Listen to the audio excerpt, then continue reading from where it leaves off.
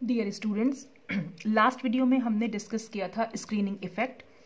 तो वो अगर वीडियो आपने देखा है तब आप ये वीडियो समझ पाएंगे, अदरवाइज नहीं समझ पाएंगे। तो पहले आप वो वीडियो देख के आइएगा कि वहाँ पर जो हमने शील्डिंग इफेक्ट और या स्क्रीनिंग इफेक्ट जो डिस्कस किया था उसी के कंटिन्यूशन में फिर ये आगे ये टॉपिक आता है इफेक्टिव न्यूक्लियर चार्ज। अब ये इफेक्टिव न्यूक्लियर चार्ज से यहाँ पर क्या मतलब है, देखिए लास्ट वीडियो में मैंने आपको समझाया था कि अगर हमारा कोई न्यूक्लियस है, सपोज यहाँ पर न्यूक्लियस माने नाभिक, ठीक है। अब नाभिक के बाहर एक ये शेल है जिसमें सपोज हम ये समझ रहे हैं कि यहाँ पर 2 इलेक्ट्रॉन्स हैं। फिर एक और शेल है यानी कि कोश, जिसमें हम समझ रहे हैं कि यहाँ पर करीब समझ लीजिए 8 इलेक्ट्रॉन्स हैं हमारे, ठीक है। फिर हमने एक तीसरा शेल बना दिया यानी तीसरा कोश बनाया और यहाँ पर सपोज कोई इलेक्ट्रॉन है तो अब क्या होगा, न्यूक्लियस पर क्योंकि प्रोटॉन प्रेजेंट होते हैं, नाभिक के अंदर प्रोटॉन और न्यूट्रॉन दोनों होते हैं। प्रोटॉन पर होता है पॉजिटिव चार्ज और इलेक्ट्रॉन पर होता है नेगेटिव चार्ज। तो ये न्यूक्लियस क्या करता है, इस बाहरी इलेक्ट्रॉन को अपनी तरफ खींचने की कोशिश करता है। एक्चुअल में वो तो सारे ही इलेक्ट्रॉन्स को अपनी तरफ खींचने की कोशिश करता है, पर हम अभी सिर्फ बाहरी इलेक्ट्रॉन की यानी कि वैलेंस शेल इलेक्ट्रॉन की, यानी जो बाहरी कोश में इलेक्ट्रॉन है हम उसकी बात कर रहे हैं। तो न्यूक्लियस क्या करेगा यानी नाभिक क्या करेगा, इस इलेक्ट्रॉन को अपनी तरफ खींचने की कोशिश करता है। तो इस पर ये एक अट्रैक्टिव फोर्स लगाता है, यानी जिसको हम आकर्षण बल बोल सकते हैं, ठीक है। तो जो वो आकर्षण बल लगाता है वो तो होता है न्यूक्लियर चार्ज यानी कि उसको हम बोलते हैं नाभिकीय आवेश। तो वो तो हो गया न्यूक्लियर चार्ज, ठीक है। लेकिन ये इलेक्ट्रॉन अब क्या हो रहा है यहाँ पर, ये तो न्यूक्लियस तो इसको अपनी तरफ अट्रैक्ट कर रहा है, लेकिन जो ये इलेक्ट्रॉन है, क्योंकि अंदर वाले जो इलेक्ट्रॉन है यानी कि जिनको हम बोलते हैं इनर शेल इलेक्ट्रॉन्स, इन पर भी नेगेटिव चार्ज है। ये क्या करते हैं, इस नेगेटिव चार्ज के साथ प्रतिकर्षण करते हैं, मतलब इस इलेक्ट्रॉन को ये पीछे ढकेलते हैं और ये न्यूक्लियस जो है इसे अपनी तरफ ढकेलता है, ये समझ लीजिए आप। तो जो न्यूक्लियर चार्ज ये न्यूक्लियस इस पर लगा रहा होता है वो न्यूक्लियर चार्ज ये फील नहीं कर पाते। क्यों फील नहीं कर पाते, क्योंकि बीच के जो इलेक्ट्रॉन है इसको पीछे की साइड धकेल रहे होते हैं। तो जितना ये जिस फोर्स से यानी जिस बल से ये न्यूक्लियस इस इलेक्ट्रॉन को अपनी तरफ खींचने की कोशिश करता है, ये इलेक्ट्रॉन उस बल को महसूस नहीं कर पाता। क्यों, क्योंकि बीच में ये जो इलेक्ट्रॉन है ये शील्डिंग का काम करते हैं, यानी कि ये स्क्रीन बनकर खड़े हो जाते हैं। तो अब क्या होगा, जब ये बीच वाले इलेक्ट्रॉन्स यहाँ पर, और इसी को हम बोल रहे थे पिछली बार मैंने वीडियो में बताया था कि इसी जो ये इस पर रिपल्शन लगा रहे हैं इसी को हम बोल दे रहे हैं स्क्रीनिंग इफेक्ट या शील्डिंग इफेक्ट। तो अब क्या हुआ, जो ये न्यूक्लियर चार्ज फील करता है, तो अब ये उतना तो नहीं फील कर रहा जितना कि ये इस पर लगा रहा है, ये उससे कम फील करता है, यानी कि जो इस पर न्यूक्लियर चार्ज लग रहा है वो अब घट जाता है, जिसको हम बोल देते हैं कि रिड्यूस्ड न्यूक्लियर चार्ज। और इस घटे हुए न्यूक्लियर चार्ज को ही हमने नाम दे दिया है इफेक्टिव न्यूक्लियर चार्ज। तो न्यूक्लियर चार्ज को तो हम Z से, यानी कि परमाणु क्रमांक जो होता है हमारा नंबर ऑफ प्रोटॉन्स, उसको तो हम Z से शो करते हैं, और जो इफेक्टिव न्यूक्लियर चार्ज है उसको हम Z इफेक्टिव से शो कर देते हैं, ठीक है। तो यही बात यहाँ पर लिखी हुई भी है कि the valence shell electron experiences less force of attraction from the nucleus due to screening effect of inner shells electron. तो जो वैलेंस शेल का इलेक्ट्रॉन है यानी जो सबसे बाहरी इलेक्ट्रॉन है वो न्यूक्लियस से बहुत कम फोर्स ऑफ अट्रैक्शन फील करता है। क्यों, क्योंकि इनर शेल के इलेक्ट्रॉन के स्क्रीनिंग इफेक्ट के कारण, ठीक है। अब the decrease in the attractive force reduces the effect of nuclear charge. और ये अट्रैक्टिव फोर्स में जो डिक्रीज हो रही है, जो घट रहा है, ये मतलब अट्रैक्टिव फोर्स जो घट रहा है उसका कारण, उसकी वजह से ये जो न्यूक्लियर चार्ज का इफेक्ट भी घट रहा है, ठीक है। अब इसके परिणाम स्वरूप होता क्या है, the valence shell electron does not feel full charge of the nucleus. तो जो वैलेंस शेल के इलेक्ट्रॉन है वो नाभिक का फुल चार्ज जो है फील नहीं कर पाते। तो जो actual charge felt by the valence shell electron is termed as the effective nuclear charge. तो जो एक्चुअल चार्ज, जो वास्तविक charge valence shell electron feel करता है, बस उसी को हम बोल देते हैं इफेक्टिव न्यूक्लियर चार्ज। और वो कैसा चार्ज फील करेगा, जो घटा हुआ चार्ज है, क्योंकि फुल चार्ज तो वो फील नहीं कर पा रहा है, क्योंकि बीच में बहुत सारे इलेक्ट्रॉन्स हैं जो स्क्रीनिंग का काम कर रहे हैं, जो शील्डिंग इफेक्ट दे रहे हैं, ठीक है। तो अब इस इफेक्टिव न्यूक्लियर चार्ज को अगर हमें कैलकुलेट करना है तो हम कैसे कैलकुलेट कर सकते हैं कि Z effective is equal to Z minus S, यानी कि Z क्या हो गया, जो एक्चुअल उसका नाभिक का चार्ज था, और S क्या हो गया, वो जो स्क्रीनिंग इफेक्ट था उनका। तो अगर हम उस नाभिक के चार्ज में से उस स्क्रीनिंग इफेक्ट को कम कर दें तो हमारा Z इफेक्टिव निकल के आ जाता है। तो यहां पर अगर हम न्यूमेरिकली इसको करेंगे तो Z का मतलब हो गया एटॉमिक नंबर यानी कि परमाणु क्रमांक, और S का मतलब हो गया स्क्रीनिंग या शील्डिंग कांस्टेंट, इसे बोल देते हैं। तो the magnitude of screening constant यानी इसका जो S का जो मैग्नीट्यूड है यानी कि जो समझ लीजिए जो मात्रा है, वो determines the extent to which the valence shell electron is screened और shielded by other electrons in the atom from the nuclear charge. मतलब कि स्क्रीनिंग कांस्टेंट की जो वैल्यू आएगी निकल के, यानी S की जो वैल्यू आएगी निकल के, उससे हमें ये मालूम पड़ेगा कि वो जो वैलेंस शेल इलेक्ट्रॉन है वो दूसरे इलेक्ट्रॉन से कितना ज्यादा या कितना कम शील्ड हुआ है।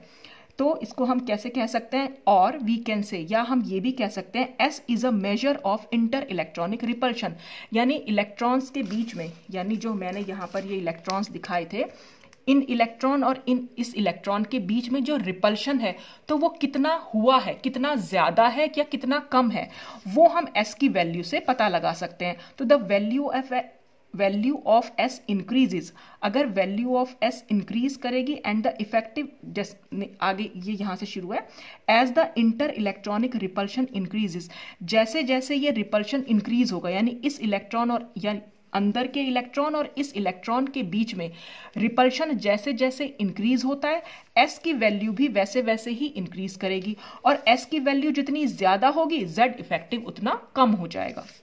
द इफेक्टिव न्यूक्लियर चार्ज या Z इफेक्टिव डिक्रीजेस। ये तो सोचने वाली बात है भाई, रिपल्शन जितना ज्यादा होगा इनके और इनके बीच में तो S की वैल्यू, क्योंकि इस रिपल्शन को ही नाप रही है, और ये रिपल्शन जितना ज्यादा होगा S की वैल्यू उतनी ज्यादा हो जाएगी। तो जब रिपल्शन बहुत ज्यादा होगा तो ये वाला इलेक्ट्रॉन इस न्यूक्लियर चार्ज को उतना बहुत कम फील करेगा, तो इसलिए Z इफेक्टिव की वैल्यू अपने आप से कम हो जाएगी। और ये रिपल्शन जितना कम होगा इस nuclear charge, effective nuclear charge की वैल्यू उतना बढ़ जाएगी। तो शील्डिंग इफेक्ट और Z इफेक्टिव न्यूक्लियर चार्ज दोनों समझ लीजिए दोनों दूसरे के उल्टे चलेंगे, बिल्कुल ठीक है। तो ये पूरा हमारा इफेक्टिव न्यूक्लियर चार्ज के बारे में था। अब आते हैं, इसमें नेक्स्ट है हमारा टॉपिक स्लेटर्स रूल। अब ये स्लेटर रूल्स क्या है? स्लेटर रूल एक्चुअली क्या करते हैं कि जो हम ये Z इफेक्टिव की बात कर रहे थे, इफेक्टिव न्यूक्लियर चार्ज की बात कर रहे थे, और जो हम स्क्रीनिंग कांस्टेंट की बात कर रहे थे, यानी ये Z इफेक्टिव और ये S, इन दोनों की वैल्यू अगर हमें निकालनी हो तो with the help of Slater rule हम निकाल सकते हैं। तो Slater rules are used to calculate effective nuclear charge and screening constant S। दोनों की वैल्यू निकालने में यानी कैलकुलेट करने में हम स्लेटर्स रूल को यूज कर लेते हैं। अब ये रूल्स क्या है? तो ये रूल्स आपको याद होने चाहिए। अगर ये रूल्स आपको याद होंगे तो आप आराम से इफेक्टिव न्यूक्लियर चार्ज जो है निकाल सकते हैं किसी भी इलेक्ट्रॉन के लिए, ठीक है। तो सबसे पहला रूल क्या है? सबसे पहले आपको क्या करना है, right the electronic configuration of the atom in the following form of the group. आपको कोई भी एटम के इलेक्ट्रॉन के बारे में अगर ये निकालने को आए कि आपको कितना स्क्रीनिंग कांस्टेंट निकालना है या Z इफेक्टिव निकालना है, तो जिस भी एटम के लिए वो पूछ रहे हैं तो सबसे पहले आपको उस एटम का इलेक्ट्रॉनिक कॉन्फ़िगरेशन लिखना पड़ेगा। और इलेक्ट्रॉनिक कॉन्फ़िगरेशन आप लिखेंगे कैसे? इस तरीके से लिखेंगे, ग्रुप बनाएंगे। ग्रुप कैसे बनाएंगे?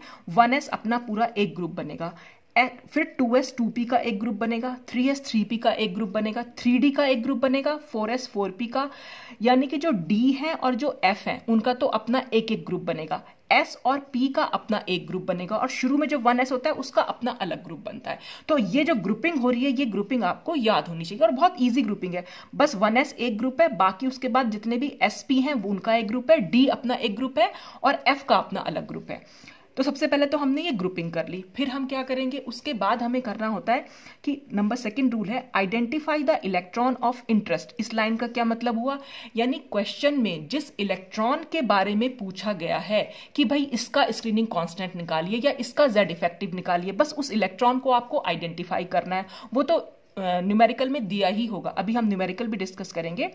And ignore all the electron in the higher groups. मान लीजिए एग्जाम में आपको आ गया कोई भी एटम दे दिया और उसमें पूछा कि भाई 3D इलेक्ट्रॉन के बारे में या 3D इलेक्ट्रॉन का जो है Z इफेक्टिव या स्क्रीनिंग कांस्टेंट निकालिए। तो अगर हमें 3D का निकालना है और अगर उस एटम में 4s और 4p में भी इलेक्ट्रॉन हुए तो हमें इन इलेक्ट्रॉन्स को इग्नोर करना पड़ेगा। मतलब ये वाले इलेक्ट्रॉन्स का शील्डिंग हम नहीं निकालेंगे। क्यों? क्योंकि हमेशा जो भी होते हैं हमेशा अंदर के इलेक्ट्रॉन्स शील्ड करते हैं, बाहरी इलेक्ट्रॉन को कभी भी, सबसे बाहर के उससे आगे वाले इलेक्ट्रॉन कभी शील्ड नहीं करेंगे। मतलब कहने का ये हुआ कि अगर सपोज आपको इस इलेक्ट्रॉन का शील्डिंग निकालने को आ रहा है तो आप सिर्फ इन इलेक्ट्रॉन के बारे में पता करेंगे, इस इलेक्ट्रॉन से हमें कोई मतलब नहीं होगा। अगर हमें इस इलेक्ट्रॉन की शील्डिंग निकालनी है तो हमें फिर इन दोनों से कोई मतलब नहीं होगा, तो और अगर हमें इसकी निकालनी है तो इसके बाहर वाले इलेक्ट्रॉन से हमें कोई मतलब नहीं, हमें सिर्फ अंदर वाले इलेक्ट्रॉन से मतलब होगा। तो यही इसमें लिखा हुआ है कि जो भी हायर ग्रुप्स के हैं, यानी कि to the right side in the list from step first, ये जो लिस्ट बना रखी है इसमें जो राइट साइड यानी इधर की साइड जो लिखे हुए हैं उनसे हमें कोई मतलब नहीं होगा। These do not shield electrons in the lower groups. ठीक है, कभी भी हायर ग्रुप के में हमें वहां पे कहीं शील्डिंग नहीं मिलेगी। हमेशा जो कम वाले होते हैं, जो पहले होते हैं लोअर ग्रुप में जो होते हैं, वही बाहरी इलेक्ट्रॉन को जो है शील्ड करते हैं। ठीक है, नंबर 3 क्या है, in case of the shielding experienced by n s और पी इलेक्ट्रॉन्स, अगर हमें शील्डिंग निकालनी है किसी एस या पी इलेक्ट्रॉन की, तब क्या कितनी शील्डिंग होती है हर इलेक्ट्रॉन की, बस वो वैल्यू यहां पर लिखी हुई है कि अगर electrons with in same group shield 0.35, ये वैल्यू आपको याद करनी पड़ेगी। अभी हम न्यूमेरिकल करेंगे तब आपको ज्यादा अच्छे से क्लियर होगा। अगर सेम ग्रुप में है तो शील्डिंग होती है 0.35, लेकिन एक्सेप्ट किसके सिवा, द 1s विच शील्ड 0.30। अगर 1s में इलेक्ट्रॉन है तो हमेशा उसकी शील्डिंग 0.30 होगी, वरना तो 0.35 होगी सेम ग्रुप में। ठीक है, फिर electrons with in n-1 group, यानी कि जिस ग्रुप के बारे में, जिस ग्रुप के इलेक्ट्रॉन के बारे में पूछा है, अगर उससे पहले वाले ग्रुप की शील्डिंग देखनी है तो वो होगी 0.85, और अगर उससे भी पहले वाले ग्रुप की देखनी है तो होगी 1। अभी ये कैसे होगी ये आपको अभी न्यूमेरिकल से समझ में आएगा, अभी तो आप सिर्फ ये देख लीजिए कैसे लिखा हुआ है। ठीक है, फिर इन case of the shielding experienced bye D और एफ इलेक्ट्रॉन, अगर हमें डी और एफ इलेक्ट्रॉन की निकालनी है तो सेम ग्रुप में तो वही 0.35 होगी, लेकिन उससे पहले वाले जितने भी ग्रुप्स हैं उनकी सब 1 होगी शील्डिंग। अब इसी बेसिस पर हम कुछ न्यूमेरिकल भी देखेंगे, तो इसको रूल्स को समराइज हम ऐसे कर सकते हैं, टेबल की फॉर्म में कर दिया है। अगर ये n नंबर दे रखा है, मतलब प्रिंसिपल क्वांटम नंबर आपको चेक करना है, तो अगर उसी ग्रुप में है तो हमेशा s और p इलेक्ट्रॉन के लिए 0.35 और d और f के लिए भी 0.35। अगर n-1 ग्रुप है, यानी जिस ग्रुप के लिए पूछा है उससे ठीक पहले वाले ग्रुप के लिए अगर sp इलेक्ट्रॉन है तो 0.85 होगी, यहां पर 1 होगी, और n-2 या n-3 हो तो चाहे वो df हो चाहे sp हो, सब में 1 होगी। तो आपको सिर्फ इतना याद रखना है कि d और f में तो पहले सेम ग्रुप के लिए 0.35 होती है, बाकी सब के लिए 1 होती है। इसमें सेम ग्रुप के लिए 0.35, उससे पहले वाले के लिए 0.85, बाकी सब के लिए 1। अब ये सब क्या है ये अभी हम इसके न्यूमेरिकल के बेस पर देखते हैं। ठीक है, पहला एग्जाम्पल क्या कि अगर ऐसे क्वेश्चन आए कि what is the effective nuclear charge felt bye 1s electron of helium atom, तो 1s इलेक्ट्रॉन थोड़ा सा अलग होता है। बस 1s इलेक्ट्रॉन के लिए आपको निकालना क्या है, हमने देखा अब हीलियम का सबसे पहले हमने इलेक्ट्रॉनिक कॉन्फ़िगरेशन लिखा, 1s2 होता है, तो इसकी अगर हम ग्रुपिंग करेंगे तो इसकी 2 ग्रुपिंग करने की जरूरत ही नहीं, क्योंकि ये तो हमारे पास एक ही ग्रुप है। और 1s ग्रुप के लिए हमें क्या करना होता है, there is one more 1s electron apart from the electron for which z effective is to be calculated। अब इसका क्या मतलब हुआ, इस लाइन का मतलब हुआ, देखिए 1s में कितने इलेक्ट्रॉन होंगे, हमारे पास सिर्फ 2 ही इलेक्ट्रॉन होंगे 1s में, और ये दोनों ही इलेक्ट्रॉन तो एक दूसरे को रिपेल कर रहे होंगे। तो ये जब पूछते हैं कि 1s इलेक्ट्रॉन, तो इसका मतलब ये किसी एक इलेक्ट्रॉन के लिए पूछ रहे हैं। तो ये जो सपोज हमारे पास ये एक इलेक्ट्रॉन है, हमें इसकी शील्डिंग निकालनी है, तो इसे सिर्फ यही वाला इलेक्ट्रॉन तो शील्ड करेगा, यानी इस इलेक्ट्रॉन को सिर्फ एक ही इलेक्ट्रॉन शील्ड कर रहा है। तो हमें नंबर ऑफ इलेक्ट्रॉन जब भी कभी जिस भी ऑर्बिटल के लिए पूछे जाए, हमेशा जितने भी इलेक्ट्रॉन उस ऑर्बिटल में दे रखे हैं आपको उसमें से बस 1 माइनस कर देना है। तो अगर 1s2 था तो हमें हमेशा 2 - 1 तो इज इक्वल टू 1, मतलब जितने भी इलेक्ट्रॉन्स उसमें होंगे हमेशा आपको 1 माइनस करना है। अब क्यों करना है, क्योंकि 2 इलेक्ट्रॉन अगर हैं तो उसमें से सिर्फ एक ही इलेक्ट्रॉन तो दूसरे को रिपेल करेगा। भाई ये इलेक्ट्रॉन अपने आप को तो रिपेल नहीं करेगा, तो ये वाला इलेक्ट्रॉन इसको रिपेल कर रहा है, तो हमने सिर्फ 1 इलेक्ट्रॉन के लिए ही शील्डिंग निकालनी है। और 1s के लिए हमने वैल्यू देखी थी अभी जब हमने रूल पढ़ा, तो 1s के लिए लिखा हुआ था कि 1s इलेक्ट्रॉन शील्ड करता है 0.30 वैल्यू से। तो हम इसकी स्क्रीनिंग कांस्टेंट कैसे निकाल सकते हैं, तो s की वैल्यू जब हम निकालेंगे तो 1 तो ये तो हो गया इलेक्ट्रॉन का नंबर, और ये हो गई इसकी शील्डिंग वैल्यू, तो इसका वैल्यू हो जाएगी 0.30। ठीक है, तो यानी कि 1s इलेक्ट्रॉन शील्ड 0.30, और this is an exception as mentioned in rule, ये जो as mentioned in rule 3 first लिखा है, ये स्लेटर्स रूल के लिए लिखा है, 3 रूल ये है, और फर्स्ट में ये दिया हुआ है कि 1s विच शील्ड 0.30। तो ये लाइन मैंने यहाँ पर लिख दी है ताकि आपको याद रहे कि हमने ये क्यों किया है, 0.30 क्यों लिया है। अब हम Z इफेक्टिव की वैल्यू निकालेंगे और Z इफेक्टिव के लिए फॉर्मूला होता है Z माइनस S, और हीलियम का Z यानी एटॉमिक नंबर कितना है, परमाणु क्रमांक है 2 और S की वैल्यू कितनी आई 0.30, तो इसमें से इसको माइनस किया तो आंसर हो जाएगा 1.70। तो ये तो हमने निकाला हीलियम एटम के 1s इलेक्ट्रॉन के लिए। अभी आपको थोड़ा सा और क्लियर होगा जब हम और एग्जाम्पल्स देखेंगे। देखिए अब हम इसका आते हैं सेकंड एग्जाम्पल पे। अब इस सेकंड एग्जाम्पल में क्या है, ये पूछा गया है कि what is the effective nuclear charge felt bye a 2p electron of nitrogen atom, what will be the effective nuclear charge felt bye it's 1s electron. यानी इसके दो इलेक्ट्रॉन्स के लिए बारे में बात हो रही है, एक तो हमें 2p इलेक्ट्रॉन के लिए निकालना है और एक हमें 1s इलेक्ट्रॉन के लिए निकालना है। तो सबसे पहला काम हम 2p इलेक्ट्रॉन के लिए निकालेंगे। ये दो क्वेश्चन हैं तो दोनों बार आपको इसको करके देखना पड़ेगा। तो पहले हम निकालेंगे 2p इलेक्ट्रॉन के लिए। तो सबसे पहला काम क्या है, नाइट्रोजन का इलेक्ट्रॉनिक कॉन्फ़िगरेशन लिखा। फिर हम दूसरा काम क्या करेंगे, इनकी हम ग्रुपिंग करेंगे। और ग्रुपिंग कैसे करेंगे, 1s2 को तो एक ग्रुप में रखेंगे और जो s और p होते हैं उनको हम एक ग्रुप में रखेंगे। तो हमने ये एक ग्रुप में कर दिया, ठीक है। अब यहां पर क्या हो गए, अब हमें निकालना है 2p इलेक्ट्रॉन के लिए। तो 2p में अगर आप देखें, 2p के लिए पूरा का पूरा ग्रुप है, देख रहे हैं आप, ये पूरा का पूरा ग्रुप है, यानी जो सेकंड शेल है उसका पूरा का पूरा ग्रुप है और उसमें कुल मिलाकर अगर आप देखें तो 3 + 2 5 इलेक्ट्रॉन्स है। और क्योंकि मैंने बताया था अभी आपको, जिस भी शेल के लिए पूछेंगे आपको उसमें से नंबर 1 माइनस कर देना है।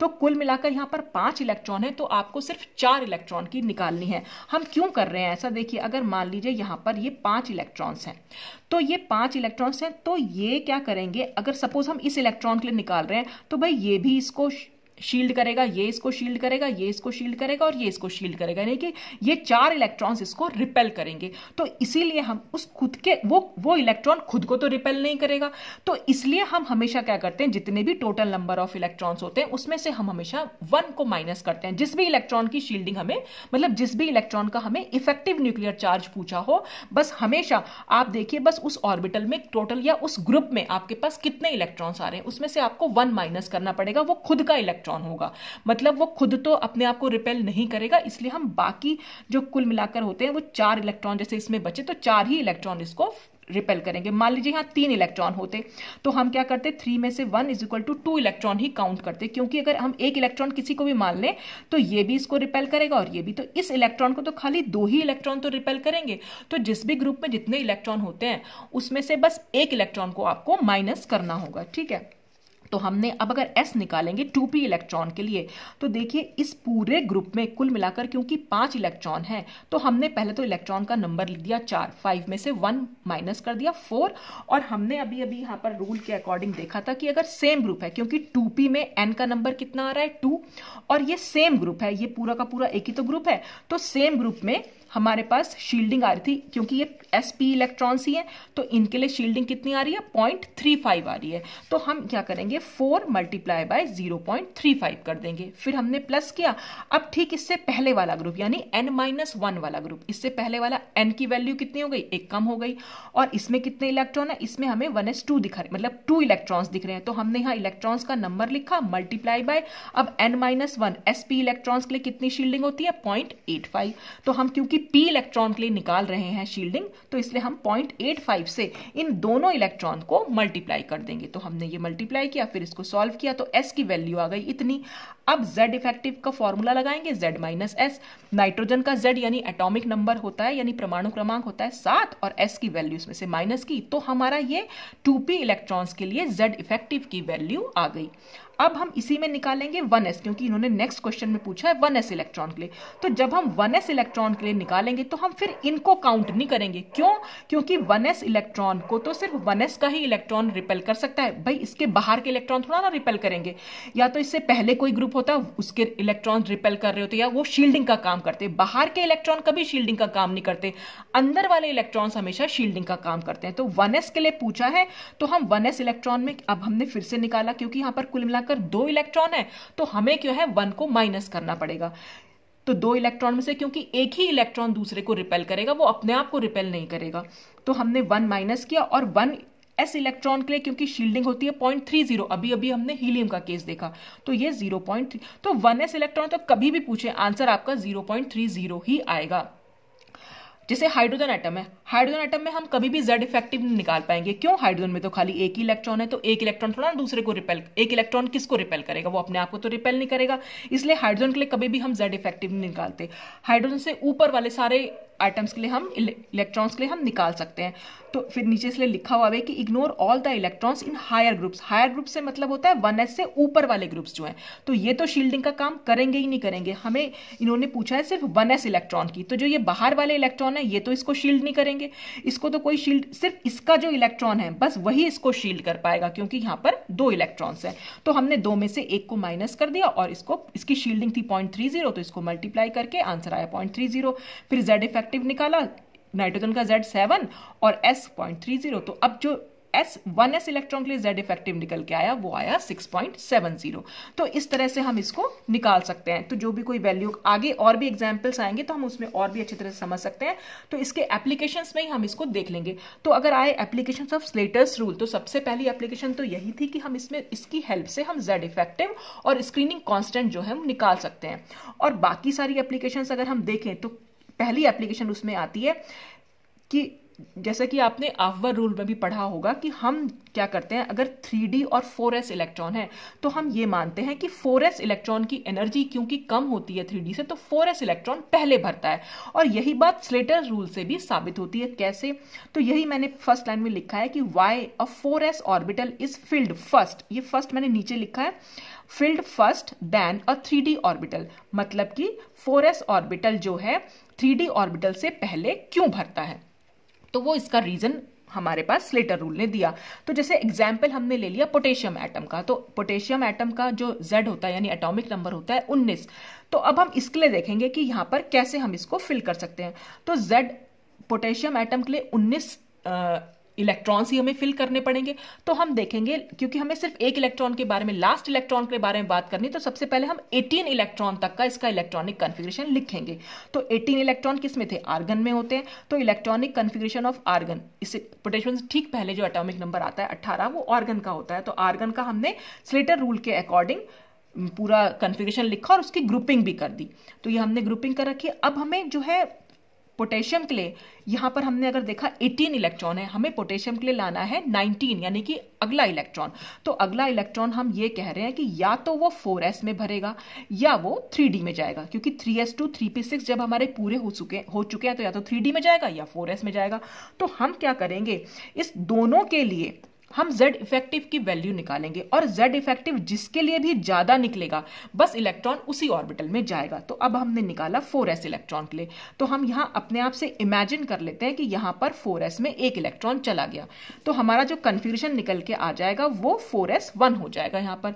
तो जब ये 4s1 हो गया तो 4s1 के लिए, अब 4s में तो खाली एक ही इलेक्ट्रॉन है, तो उस एक इलेक्ट्रॉन के लिए तो कोई इफेक्टिव न्यूक्लियर चार्ज नहीं लगेगा, क्योंकि वो एक इलेक्ट्रॉन तो किसी को भी रिपेल नहीं करेगा। तो इसलिए हमने पहली बार लिखा 0 इंटू, क्योंकि उसी ग्रुप के लिए हम जब 4s इलेक्ट्रॉन के लिए निकाल रहे हैं और 4s में हमारा सिर्फ एक ही इलेक्ट्रॉन है, तो इसलिए वहां, और मैंने आपसे कहा था जिस भी इलेक्ट्रॉन के लिए निकालेंगे हम हमेशा उसमें से 1 माइनस करेंगे, तो 1 - 1 = 0 हो जाएगा। तो उसी ऑर्बिटल में अगर हम निकाल रहे हैं तो उसका जो वैल्यू थी वो 0.35 थी। जो सेम ग्रुप के लिए आती है वो हमेशा 0.35 होगी, चाहे वो S और P इलेक्ट्रॉन हो, चाहे वो D या F इलेक्ट्रॉन हो, तो हमेशा 0.35 आएगी। तो उसी ग्रुप के लिए निकाल रहे हैं और उस ग्रुप में कोई और इलेक्ट्रॉन है ही नहीं, अकेला इलेक्ट्रॉन तो अपने आप को रिपेल नहीं करेगा, तो इसलिए 0 × 0.35 करा।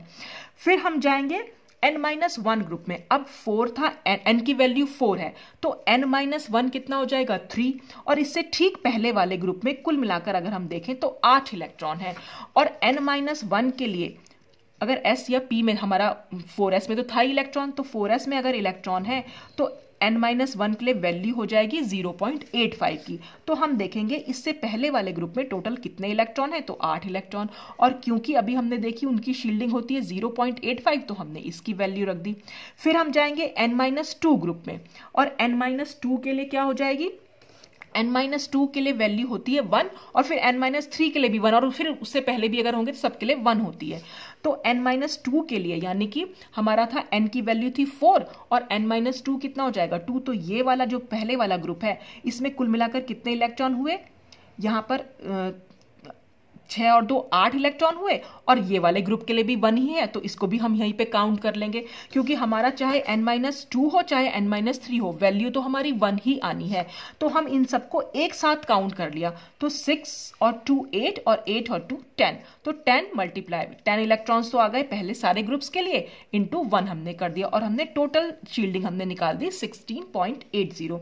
अब जब S की वैल्यू निकल गई तो Z इफेक्टिव निकाल लेंगे, Z इफेक्टिव निकालेंगे Z माइनस S करके, और Z क्योंकि हम पोटेशियम के लिए बात कर रहे हैं तो पोटेशियम का होता है 19, और 19 में से हमने माइनस किया तो 2.20 वैल्यू आई। ठीक, ये तो हमारी निकली 4S के लिए। अब हम निकालेंगे 3D के लिए, तो हम ये अपने आप में इमेजिन कर लेंगे कि यहां पर 3D और जरूर लिखा हुआ है, और 3D में एक इलेक्ट्रॉन है। तो जब 3D इलेक्ट्रॉन के लिए हम निकाल रहे हैं तो हमारी S की वैल्यू क्या निकलेगी? अब क्योंकि 3D में क्योंकि एक ही इलेक्ट्रॉन है, और वो एक इलेक्ट्रॉन अपने आप को नहीं रिपेल करेगा, और हमें वैसे भी जब 3D इलेक्ट्रॉन के लिए निकालना है तो 1 में से 1 को माइनस करना पड़ेगा, जितने भी इलेक्ट्रॉन है बस उसमें से 1 को माइनस करना है, क्योंकि 1 ही इलेक्ट्रॉन है, तो 1 में से 1 को माइनस करें तो 0, तो 0 इंटू, क्योंकि D इलेक्ट्रॉन की बात करें तो D इलेक्ट्रॉन का भी सेम सब शेल में तो हमारा 0.35 ही आएगा, तो उसमें तो कोई और इलेक्ट्रॉन है ही नहीं, तो इसलिए हमने 0 इंटू 0.35 कर दिया प्लस, और इसमें देख रहे हैं आप उससे n-1 हो चाहे n-2 हो चाहे n-3, सबके लिए वैल्यू जो होती है वो 1 होती है, तो उससे पहले कि हम जितने भी इलेक्ट्रॉन्स हैं सबको काउंट कर लेंगे, और ये कितने मिलाकर कुल मिलाकर 18 इलेक्ट्रॉन है, तो 18 को हमने 1 से मल्टीप्लाई किया, आंसर हमारा आया 18। अब Z इफेक्टिव निकाला, Z इफेक्टिव 19 माइनस 18 तो 1 निकला, तो आप देख रहे हैं Z इफेक्टिव की वैल्यू क्योंकि 4S इलेक्ट्रॉन के लिए निकली 2.20 और 3D इलेक्ट्रॉन के लिए निकली 1, तो 4S इलेक्ट्रॉन के लिए क्योंकि Z इफेक्टिव ज्यादा है इसलिए 4S इलेक्ट्रॉन न्यूक्लियस से ज्यादा अट्रैक्शन फील करेगा, और इसीलिए इलेक्ट्रॉन जो है वो 4S में चला जाता है। तो so due to more Z effective, ज्यादा Z इफेक्टिव के कारण 4S electron will have greater attraction by nucleus, 4S electron का न्यूक्लियस द्वारा ज्यादा अट्रैक्शन होगा, इसीलिए 4S ऑर्बिटल पहले फिल होता है in comparison to 3D electron. ठीक है, अब नेक्स्ट क्वेश्चन क्या है, मतलब नेक्स्ट एप्लीकेशन क्या हुई कि ड्यूरिंग आयोनाइजेशन, आयोनाइजेशन माने यहां पर क्या होगा कि आउटर मोस्ट यानी सबसे बाहरी शेल से इलेक्ट्रॉन का निकल जाना, उसको हम कह देते हैं आयोनाइजेशन। मान लीजिए जैसे ये हमारा सोडियम है, सोडियम के बाहर से अगर हम, सोडियम का क्या होता है 11 मानते हैं हम, तो 281, तो यही तो इलेक्ट्रॉनिक कन्फिगरेशन हुआ, तो जब ये एक इलेक्ट्रॉन इसमें से निकल जाएगा तो Na क्या होगा, Na प्लस में चेंज हो जाएगा, यानी जो एटम था वो आयन में चेंज हो गया, तो इसी को हम टर्म यूज कर देते हैं आयोनाइजेशन या आयनीकरण हम जिसको बोल देते हैं। तो आउटर मोस्ट से यानी बाहरी शेल से इलेक्ट्रॉन का निकल जाने से आयोनाइजेशन हो जाता है। तो आयोनाइजेशन के समय transition metals lose NH2 electrons prior to n-1d electron. इनका कहने का मतलब ये है कि जब भी हम d और d इलेक्ट्रॉन्स वाले जो ऑर्बिटल्स होते हैं वहां पर क्या होगा, अगर इलेक्ट्रॉन को निकलना है तो हमेशा क्या होगा कि 4s वाला इलेक्ट्रॉन पहले निकलता है और 3D वाला इलेक्ट्रॉन बाद में निकलता है। मतलब ये कहने का मतलब है जो सबसे बाहरी शेल है उसमें से इलेक्ट्रॉन पहले निकलेगा यानी NH2, और n-1 में से बाद में निकलेगा। अब वो क्यों निकलेगा वही हम यहाँ पर रीजन देखने जा रहे हैं। जैसे सपोज हमने Mn का एग्जाम, मैग्नीज का एग्जाम्पल लिया, तो मैग्नीज का एटॉमिक नंबर होता है 25 यानी 25, तो हमने उसका इलेक्ट्रॉनिक कन्फिगरेशन लिखा अकॉर्डिंग टू स्लेटर्स रूल, यानी ग्रुपिंग कर दी, ग्रुपिंग के बेसिस पर लिख लिया। 3D की अलग करेंगे, 4s2 की अलग करेंगे, क्योंकि अब यहाँ 4p तो था ही नहीं, 4p में तो कोई इलेक्ट्रॉन है ही नहीं, तो इसलिए हमने यहाँ पर 4p नहीं लिखा। लेकिन अगर 4p भी होता तो हम यहाँ 4p भी लिखते और उसमें इलेक्ट्रॉन भरते, लेकिन Mn में क्योंकि 4s2 पे ही खत्म हो जा रहा है, क्योंकि वहां तो 3D में भरना शुरू हो जाएंगे, तो इसलिए 3D में भरने शुरू होते हैं, 4s पहले भरता है और फिर 3D भरना शुरू होता है। तो इस तरह से हमने लिखा। तो इलेक्ट्रॉनिक कन्फिगरेशन आपको इसी तरह लिखना है, हालांकि 4s पहले भरता है, जब हम लिखते हैं तो 4s को पहले लिखेंगे, 3d5 को बाद में, लेकिन स्लेटर्स रूल में हम क्या करते हैं, सारे के सारे एक साथ, जो 3 नंबर वाले हैं वो एक साथ, 4 नंबर वाले एक साथ, तो इसलिए हमने ग्रुपिंग जो है इस तरह से की। अब हम निकालेंगे 4s इलेक्ट्रॉन के लिए Z इफेक्टिव। तो 4s इलेक्ट्रॉन में अगर आप देखें तो यहाँ पर 2 इलेक्ट्रॉन्स हमें दिखाई दे रहे हैं, और हमें क्या करना है, 2 में से एक इलेक्ट्रॉन को माइनस करना है। क्यों? क्योंकि एक ही इलेक्ट्रॉन इसमें से दूसरे इलेक्ट्रॉन को रिपेल करेगा, तो हमें सिर्फ एक इलेक्ट्रॉन की शील्डिंग निकालनी है। और 4s क्योंकि हम s ऑर्बिटल के लिए निकाल रहे हैं, और s ऑर्बिटल के लिए यानी हमारी उसी ऑर्बिटल के लिए शील्डिंग हो जाएगी 0.35, तो हम कर देंगे 1 इंटू 0.35। फिर हम जाएंगे n-1 के लिए। n-1 का मतलब यहाँ पर n की वैल्यू हमारी प्रिंसिपल क्वांटम नंबर 4 है और n-1 क्या हो जाएगा 3, तो उससे जो पहले वाले ग्रुप्स हैं जितने भी n-1 है, तो ये भी n-1 है और ये भी n-1 है, तो कुल मिलाकर हम इसमें इलेक्ट्रॉन्स काउंट करेंगे।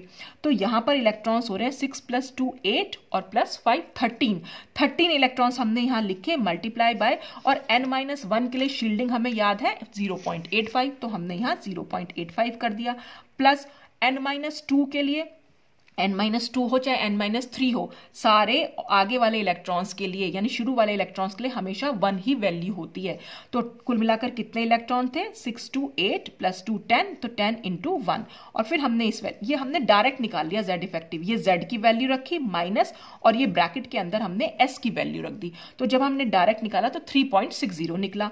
अब हम निकालेंगे 3D इलेक्ट्रॉन के लिए। तो जब हम 3D इलेक्ट्रॉन के लिए निकाल रहे हैं तो अब हमें 4s को काउंट नहीं करना है। क्यों? क्योंकि हमने ये स्लेटर रूल में पढ़ा था कि आगे हायर ग्रुप के इलेक्ट्रॉन्स तो शील्डिंग करेंगे ही नहीं, तो हमें इसको काउंट नहीं करना है। अब हमें 3D से शुरू करना है। तो जब हम 3D से शुरू करेंगे तो 3D में हमने देखे 5 इलेक्ट्रॉन है, तो 5 नहीं, हमें 5 में से 1 माइनस करना है, हमारे पास बचेंगे सिर्फ 4 इलेक्ट्रॉन्स। तो हमने 4 इलेक्ट्रॉन्स लिखे और इनकी शील्डिंग कितनी होगी 0.35, d ऑर्बिटल हो चाहे sp हो, उसी ऑर्बिटल की शील्डिंग तो हमेशा 0.35 ही होती है। तो 0.35 × 4, और उससे पहले जितने भी इलेक्ट्रॉन्स हैं सबको काउंट कर लेना चाहिए d या f में, और सबकी शील्डिंग होती है 1। तो हमने सारे इलेक्ट्रॉन्स काउंट किए, तो ये 6 2 8 और ये 2, तो 8 और 8 16 + 2 18 इलेक्ट्रॉन, और ये 1, आंसर निकला हमारा 5.60। अब आप देख रहे हैं 3D इलेक्ट्रॉन के लिए 5.60 वैल्यू है और 4s के लिए 3.60, यानी कि 3D इलेक्ट्रॉन्स के लिए इफेक्टिव न्यूक्लियर चार्ज ज्यादा है, यानी कि न्यूक्लियस का इन 3D इलेक्ट्रॉन पर ज्यादा अट्रैक्शन है, और जिन इलेक्ट्रॉन्स पर न्यूक्लियस का ज्यादा अट्रैक्शन होगा उनको निकालना बहुत मुश्किल होता है, और जिन इलेक्ट्रॉन्स पर जेड इफेक्टिव कम होगा उनको निकालना ज्यादा आसान होगा। और सोचने वाली बात भी है कि ये हमारा न्यूक्लियस, सपोज या हम इसी की बात करें, जो ये बाहरी इलेक्ट्रॉन है, क्योंकि इस पर तो इस न्यूक्लियस का इस पर तो अट्रैक्शन कम है, हम देख भी रहे हैं। क्यों? क्योंकि बीच में बहुत सारे इलेक्ट्रॉन शील्डिंग का काम कर रहे हैं, तो ये न्यूक्लियस उतने फोर्स से इसको अपनी तरफ अट्रैक्ट नहीं कर पाएगा। तो जब इस पर इसकी फोर्स ही कम लग रहा है, अट्रैक्शन ही कम हो रहा है, तो ये तो आराम से बाहर जरा सी हम एनर्जी देंगे और इस इलेक्ट्रॉन को हम इस शेल से बाहर निकाल सकते हैं। लेकिन अंदर वाले इलेक्ट्रॉन्स पर न्यूक्लियस का अट्रैक्शन बहुत ज्यादा होता है, तो इसलिए हम अंदर वाले इलेक्ट्रॉन को उतना इजिली नहीं निकाल पाएंगे, उसके लिए हमें ज्यादा एनर्जी जो है इसको देनी पड़ेगी। तो इसलिए यहां पर 3D इलेक्ट्रॉन जो है वो उतना आसानी से नहीं निकल पाता। तो इसमें लिखा हुआ भी है कि since 3D electrons are attracted by nucleus by more Z effective, जो 3D इलेक्ट्रॉन्स होते हैं वो ज्यादा जेड इफेक्टिव से न्यूक्लियस की तरफ अट्रैक्टेड रहते हैं, इसीलिए 4s इलेक्ट्रॉन को निकालना ज्यादा इजी है in comparison to 3D electrons. अच्छा, इसके बाद थर्ड एप्लीकेशन क्या आती है? थर्ड एप्लीकेशन है ionisation energy of successive ionisation increases. इस लाइन का क्या मतलब हुआ?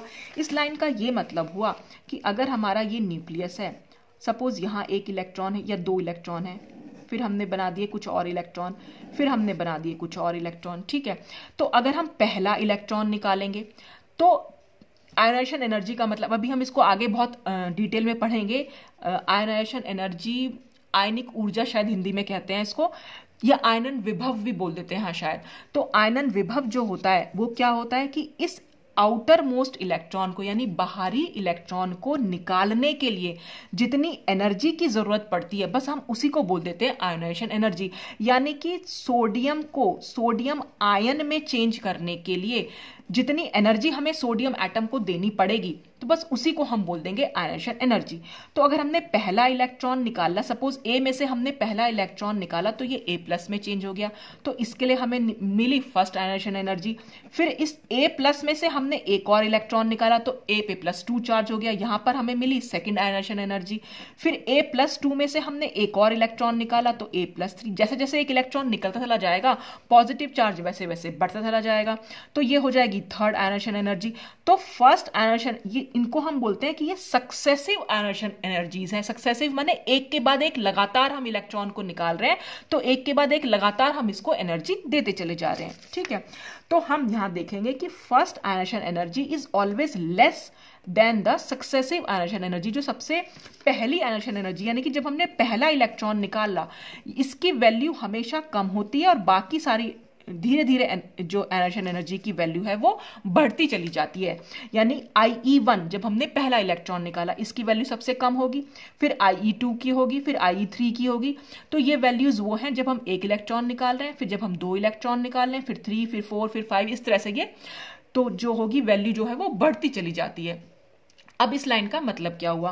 तो दिस इज, अब ये क्यों हो रहा है ऐसा? This is possible because after each ionisation Z effective increases. ऐसा इसलिए हो रहा है क्योंकि प्रत्येक आयनाइजेशन के बाद जेड इफेक्टिव जो है वो इंक्रीज कर रहा है। इसका एग्जाम्पल हम समझ सकते हैं एल्यूमिनियम से। एल्यूमिनियम का हमने बना लिया इलेक्ट्रॉनिक कन्फिगरेशन, फिर इनकी ग्रुपिंग भी कर दी। तो सबसे पहले हम एल्यूमिनियम एटम के लिए निकालेंगे। तो जब एल्यूमिनियम एटम के लिए निकालेंगे तो यहाँ से 3p1 को तो हमें निकालना पड़ेगा। तो जब हम 3p1 को यहाँ से निकालेंगे तो अब हम देखेंगे जेड इफेक्टिव इस 3p1 के लिए कितना निकल के आ रहा है।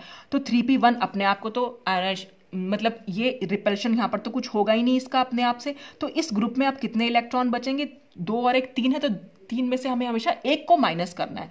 तो अब बचेंगे 2 इलेक्ट्रॉन और उसी ग्रुप में हमारा होता है 0.35। फिर उससे पहले वाले ग्रुप में कितने इलेक्ट्रॉन है? 8 और उसके लिए हमारा वैल्यू होती है 0.85। फिर उससे पहले वाले ग्रुप में कितने इलेक्ट्रॉन है? 2 और उसका वैल्यू होती है 1। ये हमने पूरा जेड इफेक्टिव निकाला तो 3.5 आई।